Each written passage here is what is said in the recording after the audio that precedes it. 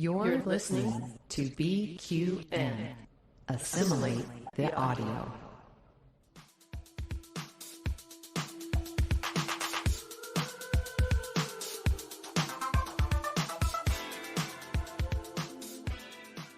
Welcome, listeners, to another episode of All Good Things, a Star Trek Universe podcast here on BQN and the Fandom Podcast Network. I'm your host, Kelvin, and with me today, it's Mark and Kristin again. Hello, Mark, you're full of energy today, so I'll come to you first. How are you?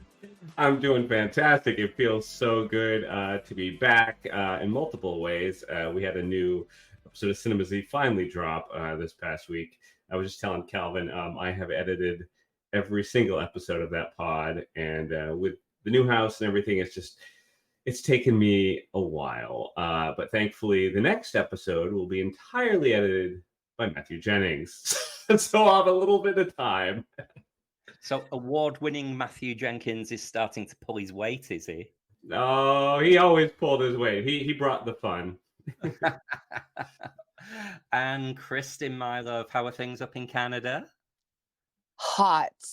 Like, it has been, I think we're going on week 2 of hitting 100-degree weather every day.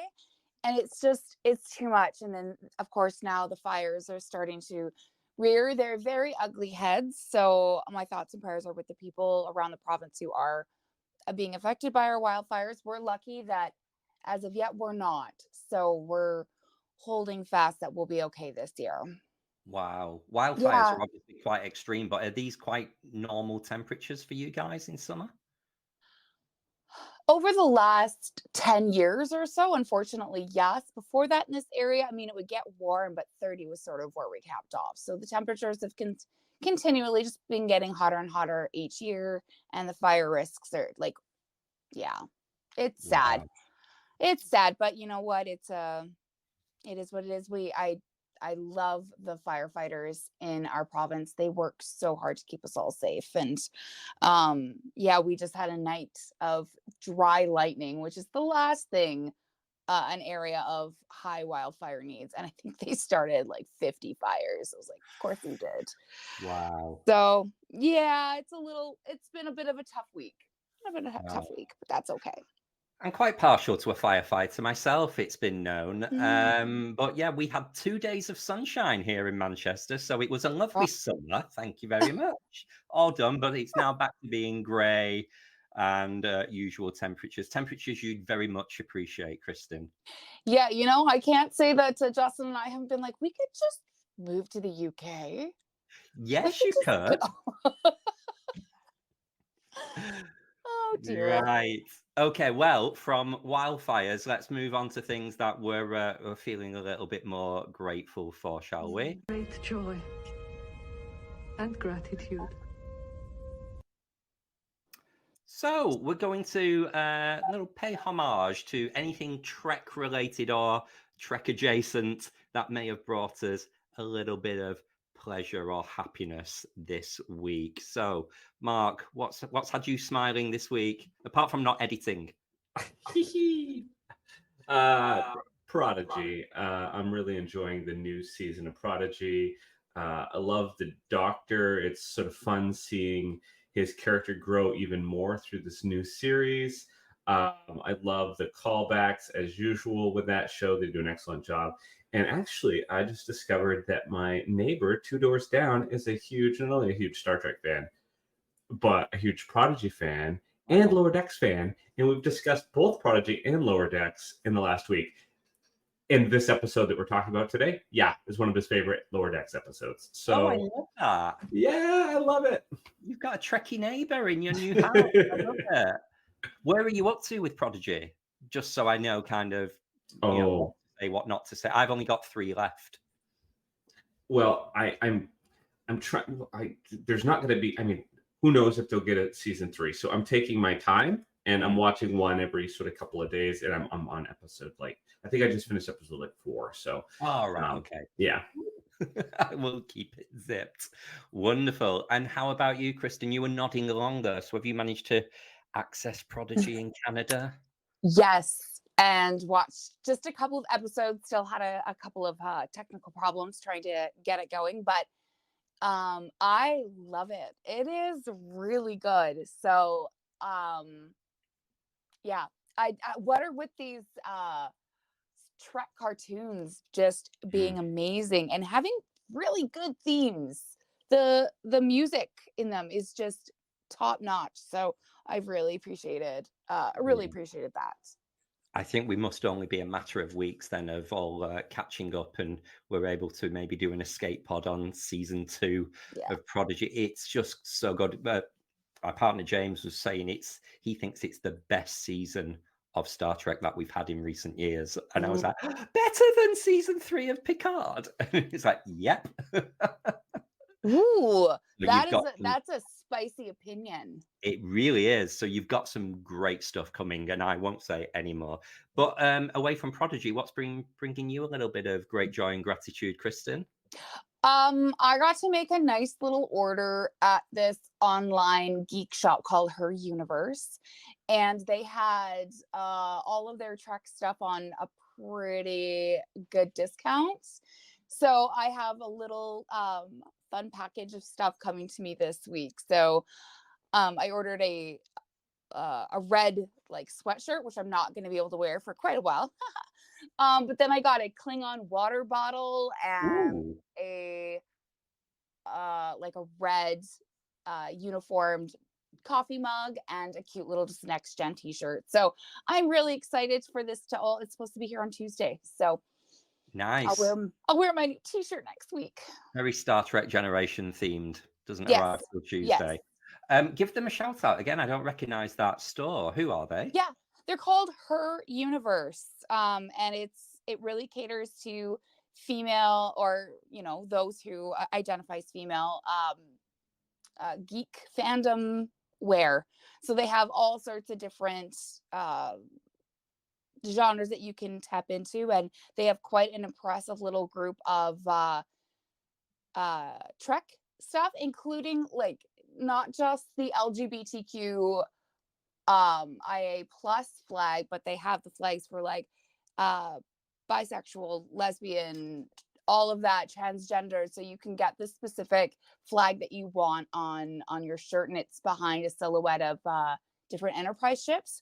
And I loved the inclusivity of it. It was great. Amazing. Yeah.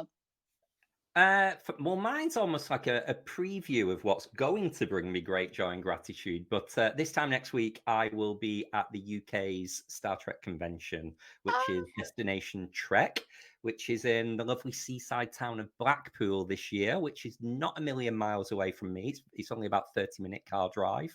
So I'm really looking forward to reconnecting with some of the UK Trek family. And yeah, having a great old time by the seaside. Hopefully it'll be nice weather. And yeah, it's not a huge array of cast members, but there are some good ones. We've got Connor Trinier, we've got Andy Robinson. So yeah, I saw you, Kristin. You fell off your chair. He's going to be there. Oh my gosh. So I'll be there too. So I'm just going to go buy my ticket right now. Oh, and speaking of buy tickets, something that has brought me huge amounts of great joy and gratitude this week. Our very good friend Christian Carter has agreed to come to Manchester Pride next month. So he's going to be coming over and visiting me and James. So I can't wait to see him. So yeah, lots going on this week. That's beautiful. Oh, I'm so happy for you. And yet at the same time, like green with envy. Just jealous. But we'll FaceTime you. Okay, excellent. Right. Okay, Kristin, would you like to introduce our topic of the week, please? Yes. So today we're continuing our Possessed series with part 6 of Lower Decks, season 3, episode 5, Reflections. Rutherford is plagued by nightmares, which turn out to be repressed memories from before his accident. These memories surface and take control of his personality. How will our Rutherford take back control? Ooh. Dun dun dun. A very, very good possessed example of Yep. being possessed by yourself, which is not something that usually happens. But I love this. It's very kind of Superman Bizarro type situation going on. It gave me vibes of like, Picard season 3, right? Picard season 3, when they had Laura and Data in the same Yeah. uh, The body. mindscape. Yeah. And he was making things disappear and all that, and they were trying to figure out who was going to come out on top. It was like, it was like Picard season 3.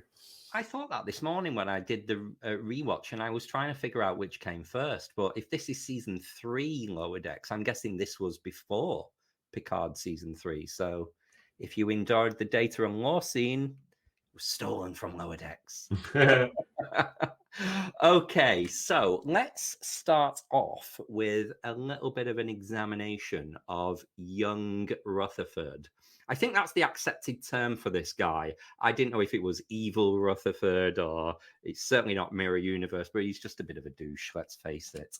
But young Rutherford, what do we make of him? Kristin, why was he such a naughty boy?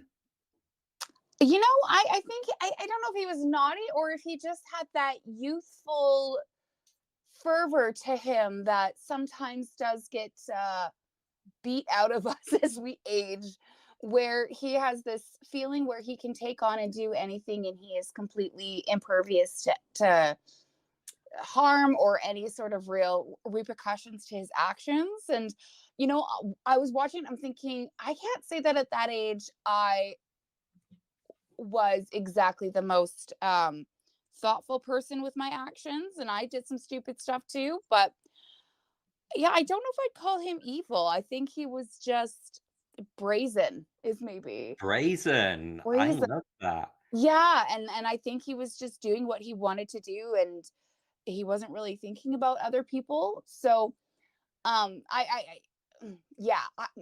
favorite parts were the conversations where he was having with like our Rutherford about, you know, who he had become, and it started to get me to think that the younger me, how would she look at and what would she think of current me, and that started taking me down a whole like pensive moment in my life. It's interesting you say that because now I know we've just been discussing Prodigy. It's now got me set like thinking of Dahl. You know, we've all been kind of rolling our eyes a little bit in season 1, thinking, oh my God, he's so annoying. And he gets really good towards the end of season 1 as he matures. So this is kind of the same, isn't it? I mean, we don't really like children on Star Trek, but I guess here it is, an annoying child. What do you think, Mark? Yeah, I mean, there is that aspect. I think I have to go with Kristin on this one, where I feel like he is more just youthful and cocky. And, you know, I think even, you know, a lot of like high school bullies probably at some point have an awakening in their lives where they're like, okay, I can't go through my life like acting like a tool bag.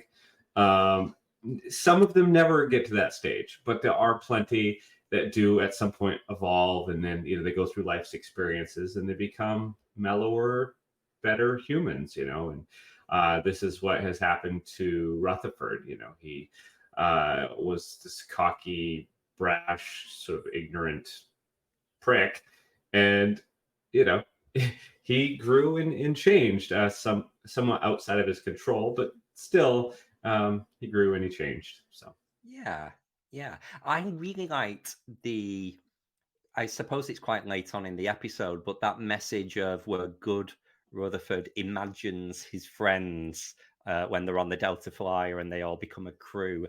And I know Prodigy is very big on giving the moral message to the children to help them develop, but this was almost a message within Lower Decks of, if you're a nice person, you attract great people around you and you have friends.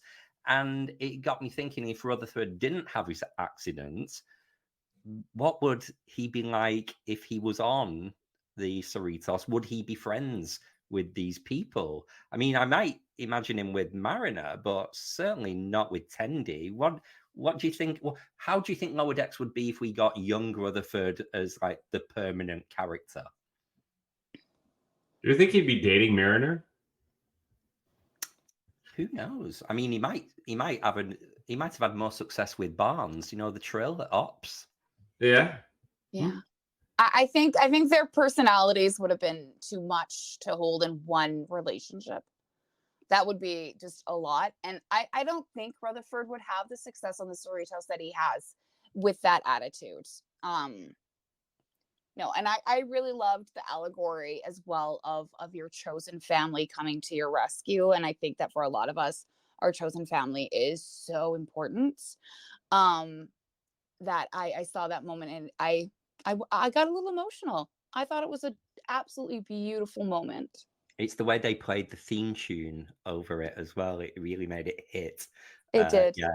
I think I must have been feeling a little bit soppy when I was watching it in as a rerun. But yeah, I know what you mean. I felt that too. I mean, you just hinted on it there, Kristin. But I mean, reflecting, no pun intended, on our own youth, what kind of character traits have we had to iron out into adulthood that if we were in this episode as Rutherford with our younger versions of ourselves, what would they have been like? Have you got any pearls of wisdom to add there, Kristin? Honestly, I think as I am aging into a place where I'm super confident with who I am as a person, my message to my younger self would have been to just stay weird. Just keep being the little weirdo that everybody is laughing at, because one day you will become a very confident person in who you are. I mean, I used to get made fun of all the time in school for watching Trek.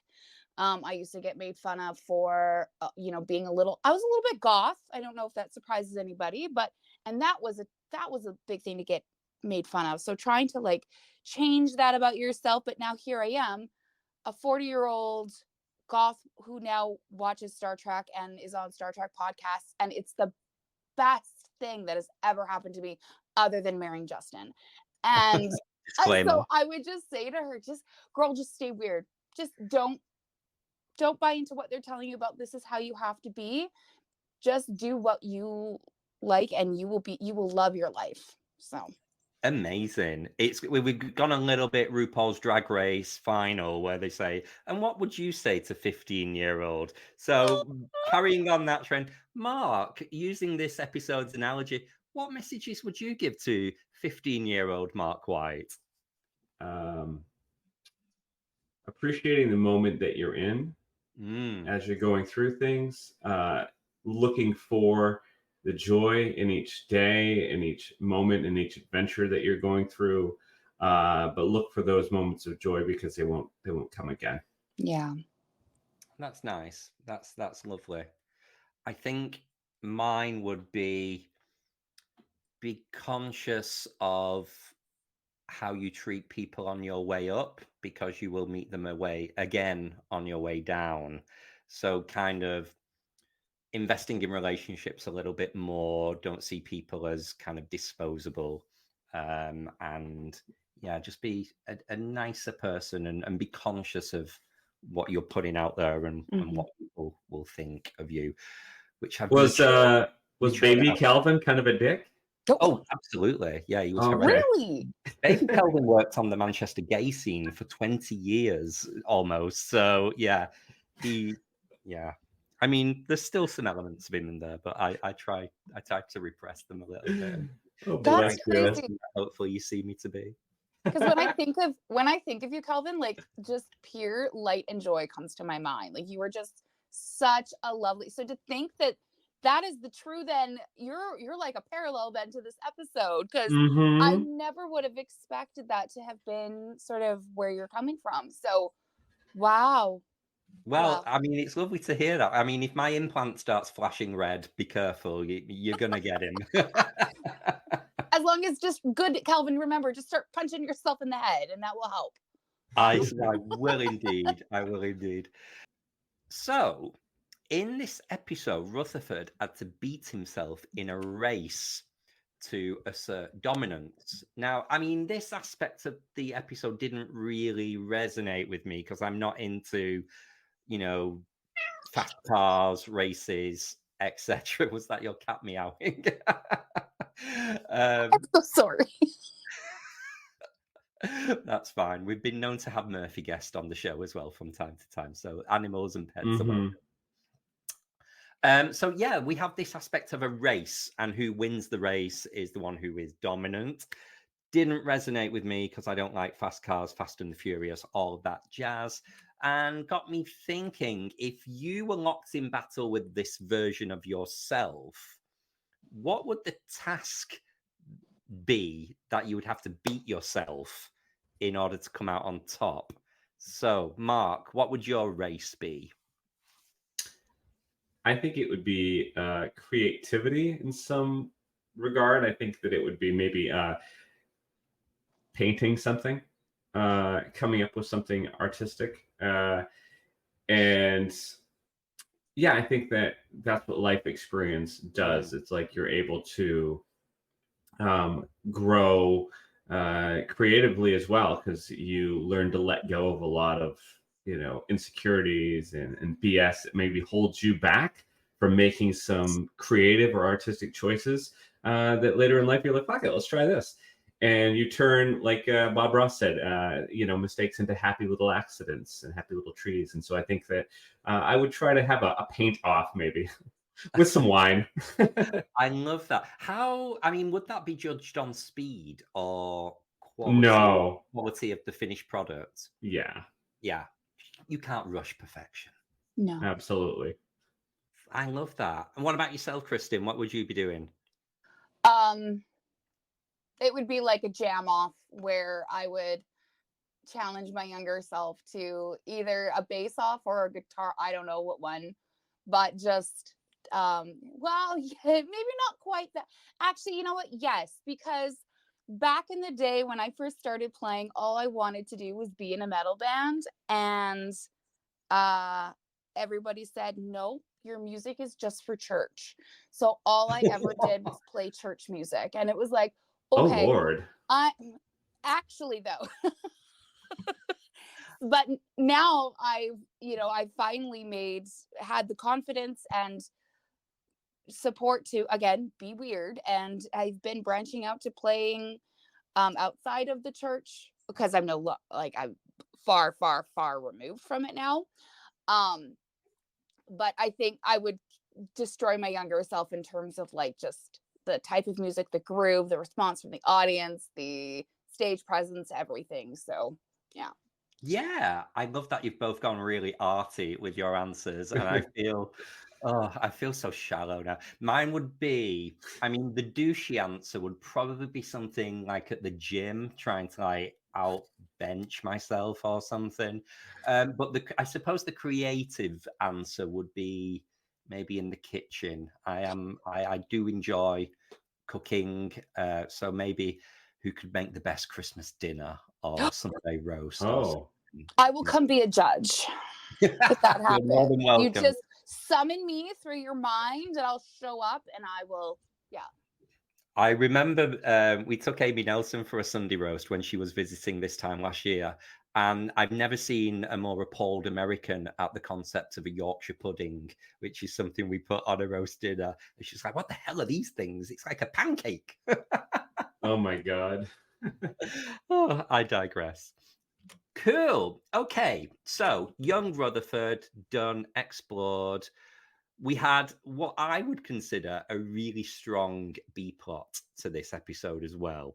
So this concept of the Starfleet recruitment fair, oh my God, it was so funny. Lots of gags. So I thought, considering the story was trying to sell Starfleet, and then you had a load of people coming over saying it's rubbish, we might be able to do a little bit of a debate, pros and cons of being in Starfleet. So as Mariner said, roll up, get your Starfleet. Who wants to start off with some of the positives of joining Starfleet. I've put in some of the show notes here of things mentioned in the episodes, but please feel free to embellish and give your own Starfleet positives or negatives. Mark, do you want to go first? Sure. I feel like exploring the unknown and going on, like, the last great frontier, great adventure of humanity. I feel like that in itself would be enough to make me want to sign up. Be like, wow, I can literally go where no one has gone before. That seems cool to me. Fab. Kristin, what about you? For me, it would be, I always loved the idea that you get to get on the ship, you are doing something that you're passionate about, you work towards your passion, and that is all you have to worry about. All of your food, your housing, your medical care, everything is taken care of. You just get to pursue what you want, and then everybody has the same mindset where they're collectively adding to the community. And I'm like, let's go. So that would be my favorite part about Starfleet. And also, as you've mentioned here, the uniforms. I mean, I'm glad they've always been changing, because the early ones were not great. And I'm glad we only had one movie where they dabbled in pastels and realized that did not work. It gave some great moose knuckle. I'm not going to lie. We love that. Oh my. There we go. We have Perfect. no idea where that sound effect has come from. It's found its way into our brand, so we're using it. Thank you, whoever dumped that in All Good Things on StreamYard. So, Kristin, I think I am going to have to piggyback onto your comment there and go with the uniforms too. I love myself a uniform. I've been thinking for the last few days, which uniforms am I going to take to Blackpool next weekend? Yeah. Oh, and I do love that they're changing constantly. And I love that it ties up little time periods as well. I love my chronology in Star Trek. So being able to judge your time period by the uniform. Love it, love it. So what else have we got here? They said being in Starfleet is great because we get to protect everyone from Klingons and the Borg. I mean, is that good when they also say we just want to explore quasars? Is there a lot of protecting from Klingons anymore? I mean, they're kind of our friends and allies in this point, right? So Frenemies? Frenemies? Yeah, maybe. That neighbor that you get along with, but you're also kind of like, oh, them again. But I don't know if you need to protect so much. And then I don't know. I think Romulans would have been a more appropriate comment, or Cardassians. Boimler was very stressed when he made the comment, so maybe he just wasn't thinking. Sorry if I made you spit your drink out. No, it's true. He had a minute, and you know what? Been there. Haven't we all? Yeah. So they're the go Starfleet. There were some really funny things said about all the cases of the negatives being in Starfleet. I loved the transporter room duty, because one of my favorite comics online is the O'Brien transporter comic, and it's just him always standing there, and all the word bubbles are like things happening in other parts of the ship, and he's just there pressing buttons.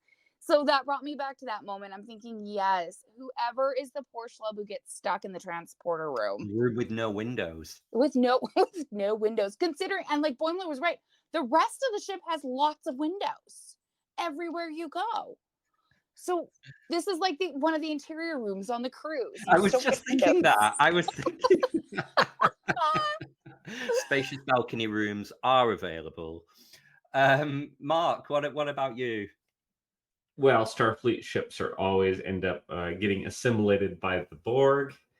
Well, it seems to be the case, at least in that period of time, that was happening quite frequently as a genuine concern, and that it would certainly concern me. Although, the black rubber outfits, some people can rock it. Yeah, you have to know your audience with that one, because that can turn negative very quickly into a positive in some tribes. Oh my. One that jarred with me a little bit was you're always having to go back in time and save Earth. I think that's cool. I think that's a positive. I love that one. Tell me a time when it wasn't a cool episode when we went back in time to save Earth. The best movies were always the time travel movies. First Contact and Voyage Home. I mean, those were the best. So, yeah. True. Yeah. She speaks the truth. She does. And Mark, why don't you finish off the conversation with the last one? I love that they've retconned the name of these. The next one is, let's see here, get possessed by butt bugs. Oh my. And if everybody remembers, that's from the Next Generation's episode, Conspiracy. I was trying to remember, did they actually show, obviously didn't show them enter somebody's butt, but I thought they entered their mouths. Yeah. No, they entered the ears, didn't they? No, that's the Wrath of Khan ones. Yeah. Oh. Also, Justin was bringing me my coffee just as you were like, butt bugs. And the look on his face, he's just like, he was very confused. Of course. Amazing. Okay, so shall we move on? I mean, whenever we do Lower Decks, when we get to assimilations and regenerations and trivia, there's so much to get through. So I think we need to crack on and get there. Yes. So starting with assimilations and regenerations, what have we got? Kristin, do you want to start us off? Yeah, there was not a lot about this episode that I could ever put in a regeneration because I thought this episode was just amazing. So the conspiracy theorists love the callback to where is Cisco? Where is Cisco? And when he's like, well, he's with the prophets. It's like there's no tangible truth to that, but we all know it happened. And also, I guess this is canon that technically Cisco is still with the prophets at this point. Mm-hmm. So, yeah. So how old would that baby be now? Oh dear, this is an Amy's math moment. This is so because I want to know now that technically then that baby has still yet to meet their dad. Be about 15. Yeah. Okay. Yeah. All right. Absent father. I'm going in for the next one with Petra Aberdeen, the character from the adjacent stall. Lower Decks do love a British accent. They really love to wheel in all the voice actors with a really strong British accent. And I just thought this particular voice actor, she sounded really cool. Yeah. So she is my assimilation for the episode. Well, I thought so. I'm going to throw this out there. I thought that the plot that had them at the booths, to me, when I think of the episode, that's what I think of. So to me, it feels like that was the A plot. It was a lot of fun. You get to see so many alien callbacks from the different episodes. I just loved that part. It felt very TNG, but with a twist. With, as Matt Jennings would say, a dash of nutmeg. I actually commented on someone's Facebook post about that. I was being a smartass, and they put a nice picture of Picard and Crusher on the couch with the cup of tea, and it was from Cause and Effect. And I just commented, nutmeg, because that's what Beverly Crusher said. Showing off again as usual. Kristin, what have you got? I also, this part made me so happy. Again, more callbacks and all of that was the remember, the Wrath of Khan. I squealed when that happened. It was so random and from nowhere as well. And perfect. And, people always ask me, what can I watch without having watched any other Trek? And I always want to say, check out Lower Decks because it's so fun just to watch. But you kind of have to know some of these references. Otherwise, it's not going to be nearly as good as it is for those who have a knowledge with them. Yeah. It's almost like the best gateway Trek, but also the worst at the same time. Yeah. Well, does it start to pique interest and curiosity in watchers who are like, well, I have to go back and watch the where this callback came from. So maybe it is good in that way. And then they get to rewatch Lower Decks and see all of the callbacks. So you get like a double enjoyment. Yeah. Interesting. I think it's a great joke as well that the guy, young Rutherford, when he was speaking to Barnes, didn't know the difference between ops and security. When he just saw her in a gold uniform and he said, "You're security." She says, "We were dating and you don't even know I'm at ops." And I think that's so funny because you have all of these different divisions and shared colors between engineering, security in this era. But then like randomly Data at ops. It's like, is Data an engineer? What is operations? I like the flight suits from the Voyager episode Drive. I thought that it was really cool to see that. I love seeing it at STLV when people dress up in the suits. It's a really cool race car driver sort of uniform for, for Starfleet. Yeah. I actually just passed the episode in my Voyager rewatch I'm doing right now where Paris builds the Delta Flyer. So seeing it show up in this, that made me happy again. I love those types of connections and everything. Like, yay! Nice. And then I'm going to finish off Assimilations here with the ongoing comedy references that we get for Starbase 80. Now, correct me if I'm wrong, we've not been there yet, have we? It's just something that's rumored and is acknowledged to be an awful place, a bit of a threat. So, yeah, I just think it's funny that it keeps coming up and everyone's afraid of it. Now, is it scary? Is it just boring? Like, I want to know what's so bad about it, because it could, depending on what your definition of a nightmare is, it could be many, many different things. But it seems to be a universal awfulness. So now that just like, what is going on there? Maybe the food is just really bad. Maybe there's no replicators and you actually have to cook everything. And for them, people are like, oh, absolutely next not. season. I don't know. That's going to be the big reveal next season. They're going to end up there. Well, if it's not, we'll never know because it's the last season. So they'll keep now making I'm it. sad. Well, what better time to now move to regenerations if we have any? I'm going to jump in there because there's another Brit.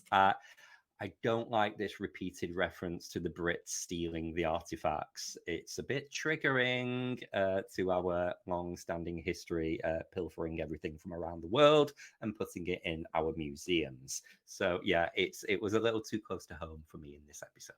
This whole storyline of setting up booths at different trade shows was triggering to me because I've worked these booths.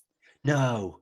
Several times. What, for your current role? Like what you do now? Not my current role, but in past roles, like I used to be a volunteer coordinator at a nonprofit. So I'd have to go to all the volunteer fairs and then career fairs, and you're trying to sell yourself. And I hated every minute.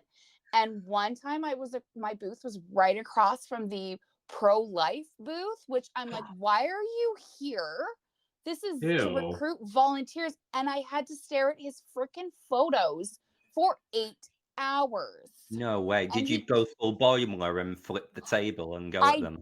Almost, because he kept trying to come over and talk to me and like push his agenda and stuff. And I'm just like, no, just shoo, little tiny man. So anyway, when that came up, it was super funny and I loved to watch it. But in the back of my mind, all of these like horrible histories are coming through going, oh yeah, I remember when that happened. God, I can't believe it was a man as well. Oh, of course it was. The best one though was when I was next to like the dog therapy volunteer agency in our town where people bring their dogs and they go and visit people who are homebound or seniors or whatever. And so I got to be around these 2 corgis all day. That was my favorite fair. Yeah, it was good times. I wouldn't regenerate anything about this episode. This is one of my faves of Lower Decks. I enjoy it, bottom to top. So I want to play a little game with you both now as we head into trivia. And I thought before we start talking Easter eggs and trivia. I'm going to pose a couple of trivia questions. Mark's having a nightmare because he's got a famously bad memory. Let's see how we do anyway.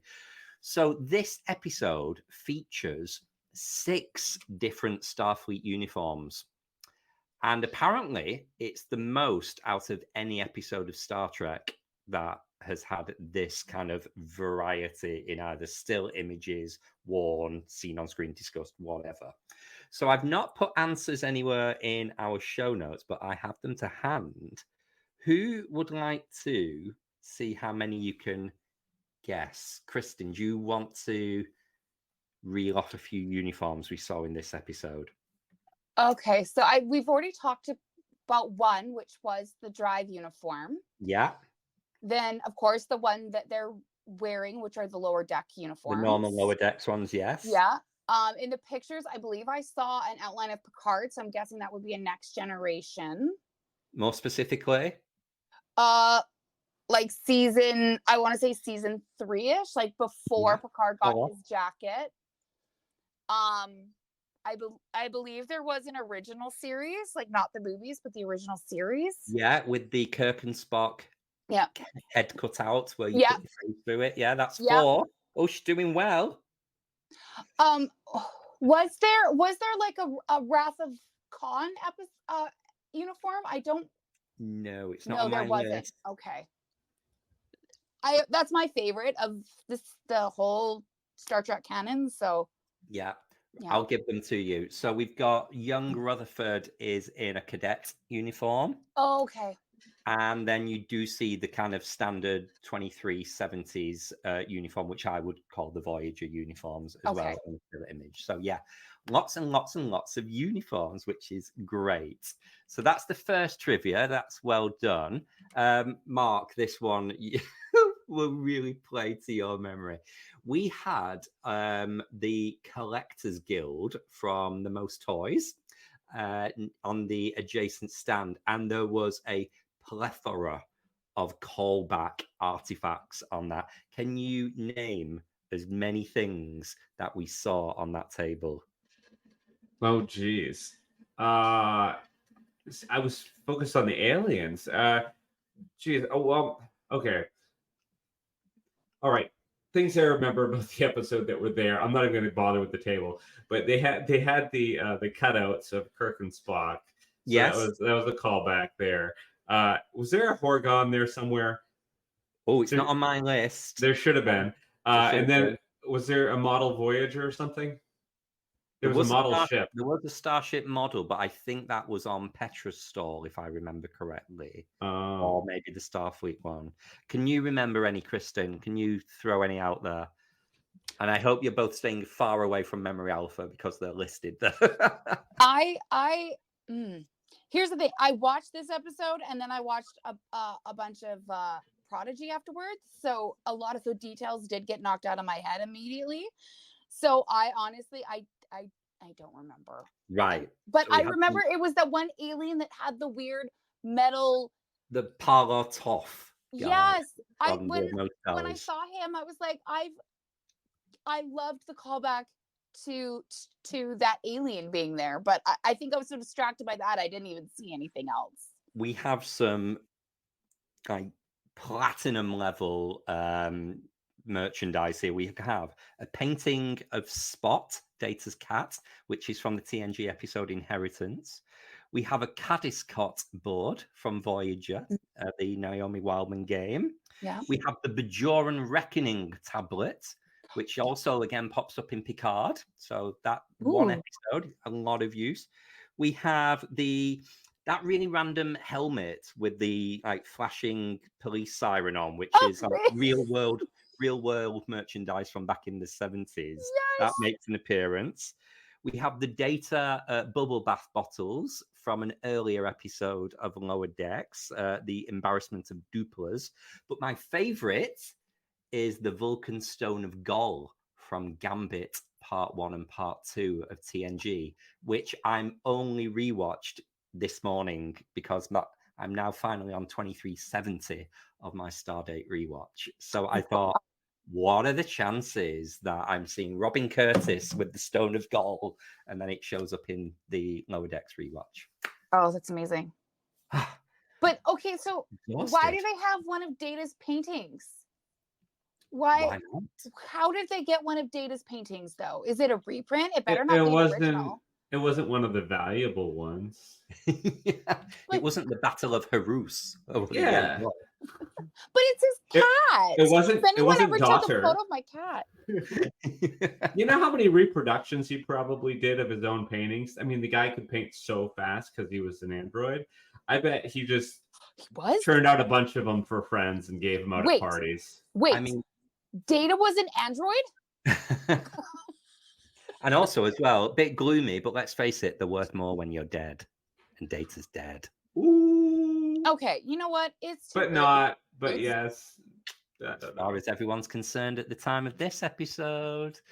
Right, let's get on to some more traditional trivia, shall we? Mark, do you want to start us off in our list here? The Cerritos previously visited Tulgana 4, which in Roman numerals is IV, in Envoys, and Boimler's first mission aboard the USS Titan was to this planet in no small part. Young Rutherford's first attempt to escape from the Cerritos is foiled by Tulgana 4's iconic field, whose existence was established in the episode Envoys. You know, someone is up on their callbacks and their canon and everything to have that type of full circle. Yeah. Yeah. I mean, they're even to the point now, they're only on season 3 and they're calling back to themselves, which is amazing. I love it. Amazing. Yeah. Kristin, what's next? So Tendi asks Rutherford if his nightmare was the one where he's in a new timeline with Kirk and Spock where they have cinematic chemistry. This is a reference to the 3 Star Trek films set in the alternate reality, which is better known as the Kelvin timeline. Yay! Yay! Love that. We've already mentioned in the Assimilations and Regenerations, but Starbase 80 is referenced after first being mentioned back in season 1 episode Terminal Provocations. Anaphasic life forms previously appeared in the Next Generation's episode Sub Rosa. Grandmama! Nana's dad! Oh, quick. Help, Kristin. Move on before we end up in a Sub Rosa spiral. We don't, or do we want to end up in a Sub Rosa spiral? Because it looked like a lot of fun. To generate interest in the Starfleet recruiting booth, Mariner says, prepare yourself for Warp 10 excitement, which was a tagline for the novelization of Star Trek II, The Wrath of Khan. She also says discover the undiscovered country, which of course is a reference to Star Trek VI, The Undiscovered Country. And then also the archaeologist Petra does say to one of the people that you're signing up for 7 years at a windowless room, and that kind of is a nice little callback to the fact that we used to get 7 seasons out of our tracks. Yeah. Yeah. Love that. Tendi has a pot plant, or a pod plant, as it says here, with mind control pollen from Omicron Ceti 3, more Roman numerals, previously encountered in the original series, This Side of Paradise. We're getting heavy on the Roman numerals here. What's going on? Over it. Well, didn't they used to be like a standard thing? I mean, all watches have them, clocks. They tend to be like reserved the Rocky for series in BC. Yeah, they get reserved for like movie sequels or Fancy planets stuff. in a star system.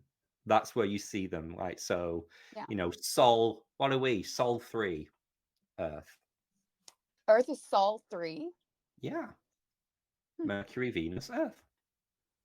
Oh, well, what does Sol stand for? That's the name of our sun.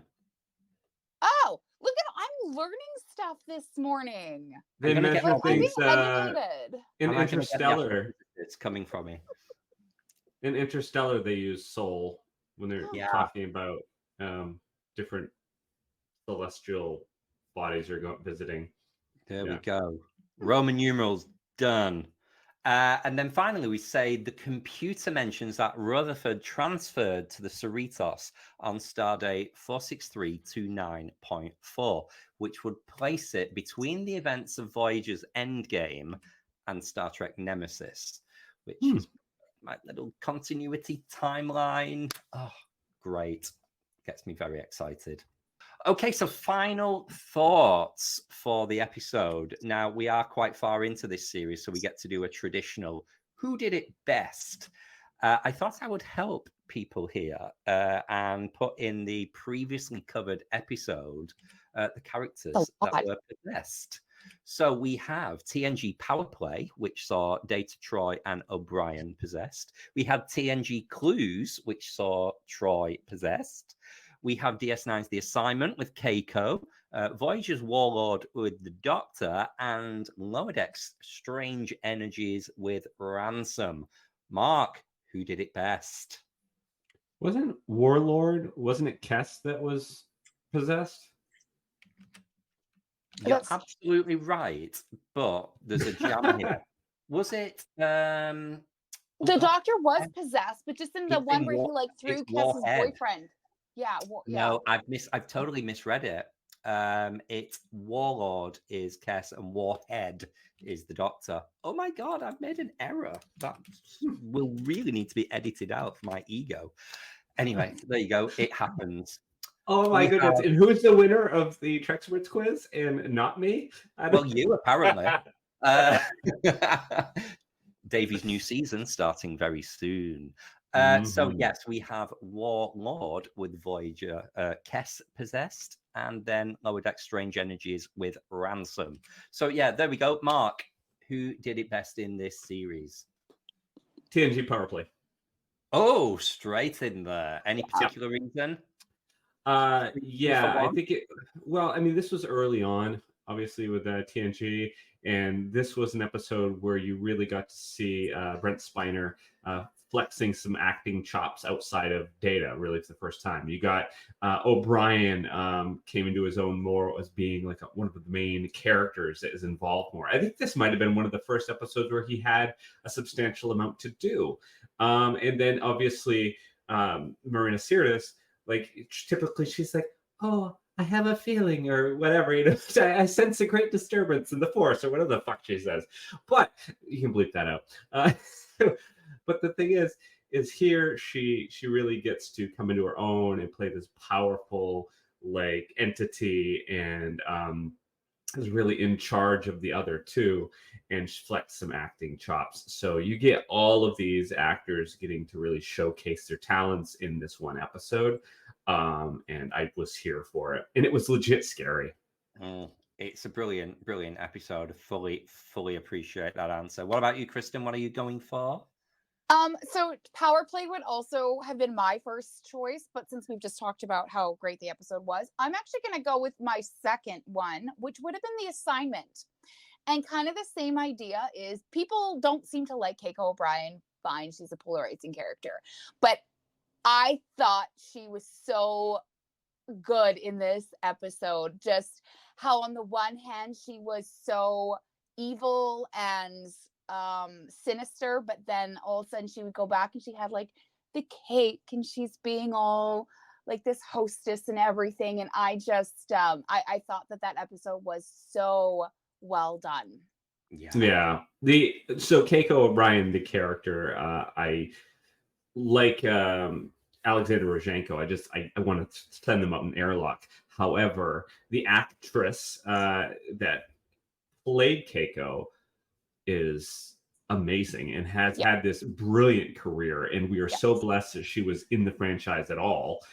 So here she was showcasing her acting chops, and there's no denying she killed it. Yeah. And that would have actually been my answer as well, Kristin. But really, sometimes when you go to watch Star Trek and you can't be bothered deciding which one you want to watch, so you just put one on that you always watch. That's The Assignment for me. It's my kind of, I need cheering up, I need a great episode, and it's so random. And you're right, it's all in the writing. Had Rosalind Chow been given more to do, she could have sold it like she did in this episode.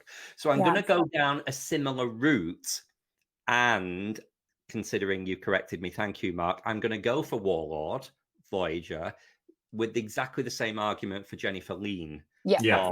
How much she killed it in this episode, with that deep voice lending itself to the sexy, sinister, seductress. Oh, it's such a good Voyager episode. So I'm going for that one.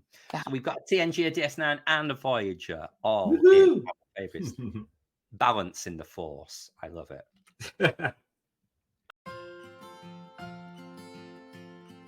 What shows are on BQN, you ask? Well, here's a rundown of some podcasts you might be interested in. All Good Things, a Star Trek Universe podcast covering all of Trek, hosted by Amy, Mark, Christos, Kelvin, and Kristin. Whether you've got Xbox or Nintendo, check out Bargain Bin Gamer, a YouTube show hosted by Davey, a self-proclaimed gamer who specializes in reviewing and showcasing affordable video games. 2 episodes enter the arena, 1 comes out victorious. Join hosts Joe and Kevin and a guest as they debate which should win the Batleth battle. Grab your popcorn as you listen to Cinema Z, a film discussion and review podcast showcasing films you probably missed but should definitely check out. Hosted by Mark and Matt. Don your apron for The Food Replicator, where Matthew eats and drinks his way through the Star Trek cocktail and 3 cookbooks. Beam Aboard Galaxy Class, a Star Trek Next Generation podcast covering all of TNG, hosted by Steven. In order to not repeat it, listen to History with the Szilagys, a snippet of historical events from around the world, hosted by Chrissy and Jason. For the newest Trek coverage, check out Infinite Diversity, hosted by Chrissy and Thad. Curl up with a good book and delve into Beta Canon with Peter, host of the online Trek Book Club on Twitter, and his new companion, Trek Book Club podcast.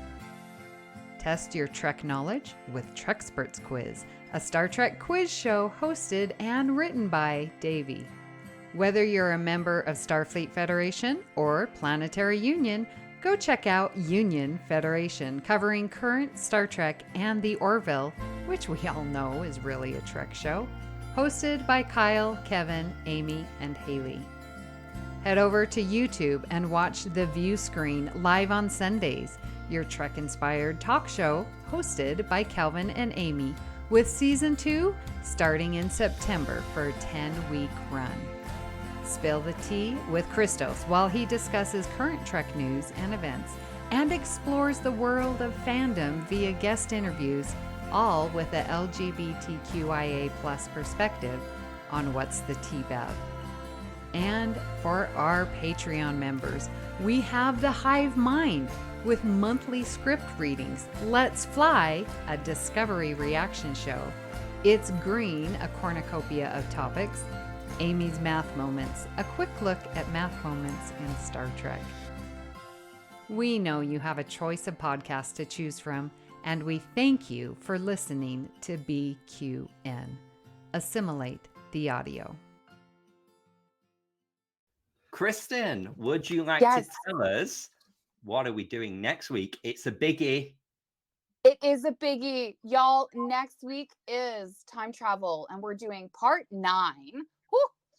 And we're doing the original series, City on the Edge of Forever.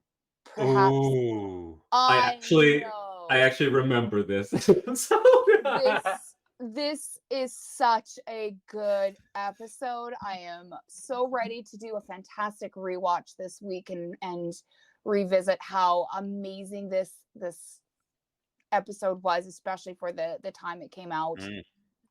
I think it's acknowledged as like the best episode of the original series, isn't it? I mean, it's between this and Trouble with Tribbles. Yeah.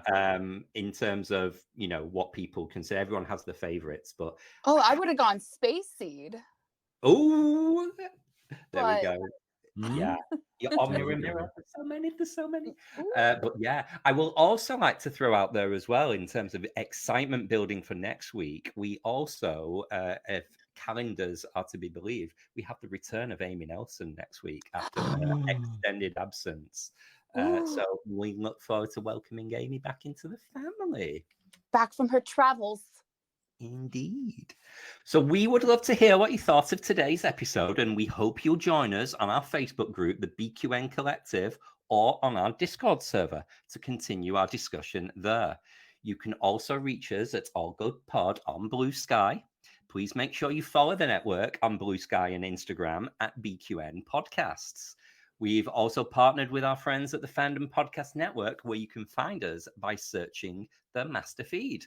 And you can find the links in the show notes.